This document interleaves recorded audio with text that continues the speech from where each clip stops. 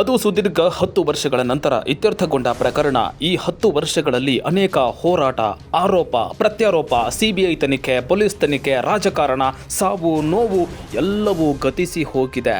10 ವರ್ಷಗಳ ನಂತರ ಇಡೀ ಪ್ರಕರಣ ಇತ್ಯರ್ಥಗೊಂಡ ಮೇಲೆ ಈಗ ಹತಾಶ ಭಾವನೆ, ಪಶ್ಚಾತ್ತಾಪ, ತಮ್ಮವರನ್ನ ಕಳೆದುಕೊಂಡ ನೋವು ಎಲ್ಲವೂ ನಡೀತಾ ಇದೆ.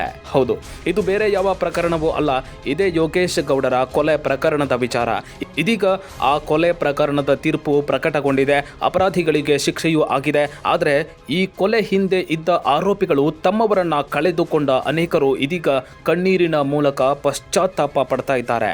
ಇವರು ಬಸವರಾಜ್ ಮುತ್ತಗಿ. ಪೊಲೀಸರು ಹಾಕಿದ ಚಾರ್ಜ್ ಶೀಟ್ನಲ್ಲಿ ಇವರೇ ಮೊದಲ ಆರೋಪಿ. ಯೋಗೇಶ್ ಗೌಡರ ಕೊಲೆ ಆದ ನಂತರ ನಡೆದ ಸಾಕಷ್ಟು ಬೆಳವಣಿಗೆಯ ತರುವಾಯ ತಮ್ಮ ತಪ್ಪಿನ ಅರಿವಾಗಿ ಕೋರ್ಟ್ಗೆ ಮಾಫಿ ಸಾಕ್ಷಿ ಆದವರು ಇವರೇ. ಇವರ ಮಾಫಿ ಸಾಕ್ಷಿಯಿಂದ ಇಡೀ ಪ್ರಕರಣದ ದಿಕ್ಕೇ ಬದಲಾಗಿ ಇದೀಗ ಅಪರಾಧಿಗಳಿಗೆ ಶಿಕ್ಷೆ ಆಗುವಂತಾಗಿದೆ.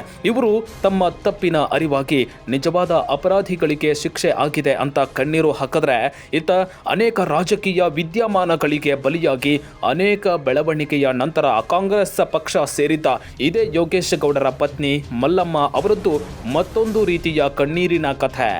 ಒತ್ತಡವೋ ಅಥವಾ ಇನ್ಯಾವ ಕಾರಣವೋ ಏನೋ, ಅನೇಕ ವಿದ್ಯಮಾನಗಳ ನಂತರ ಯೋಗೇಶ್ ಗೌಡರ ಸಾವಿಗೆ ನ್ಯಾಯ ಸಿಗಬೇಕು ಅಂತ ಹೋರಾಡಿದ್ದ ಇದೇ ಮಲ್ಲಮ್ಮ ಕೊನೆಗೆ ಕಾಂಗ್ರೆಸ್ ಪಕ್ಷ ಸೇರಿ ಸಕ್ರಿಯ ಹೋರಾಟದಿಂದ ಹಂತ ಹಂತವಾಗಿ ಹಿಂದೆ ಸರಿದ ಮಲ್ಲಮ್ಮ ತನ್ನ ಗಂಡನ ಸಾವಿಗೆ ಇವತ್ತು ನ್ಯಾಯ ಸಿಕ್ಕಿದೆ ಅಂತ ಮತ್ತೊಂದು ರೀತಿಯಲ್ಲಿ ಕಣ್ಣೀರು ಹಾಕಿದ್ದಾರೆ. ಏನೇ ಆಗಲಿ, ಒತ್ತಡ, ಬೆದರಿಕೆ, ತನಿಖೆ ಎಲ್ಲವನ್ನೂ ಮೆಟ್ಟಿ ನಿಂತು ಈ ಹೋರಾಟವನ್ನು ತಾರ್ಕಿಕ ಅಂತ್ಯಕ್ಕೆ ಕೊಂಡೊಯ್ದ ಜನಜಾಗೃತಿ ಸಂಘದ ಅಧ್ಯಕ್ಷ ಬಸವರಾಜ್ ಕೊರವರ್ ಅವರದ್ದು ಮತ್ತೊಂದು ರೀತಿಯ ಕಣ್ಣೀರಿನ ಕಥೆ. ಇಷ್ಟೆಲ್ಲ ಬೆಳವಣಿಗೆ ಕಂಡ ಈ ಪ್ರಕರಣ ಇದೀಗ 10 ವರ್ಷಗಳ ನಂತರ ಮುಕ್ತಿ ಕಂಡಿದೆ. ಮುಂದಾಗುವ ಕಾನೂನು ಹೋರಾಟಗಳ ಮೇಲಷ್ಟೇ ಈಗ ಎಲ್ಲರ ಚಿತ್ತ.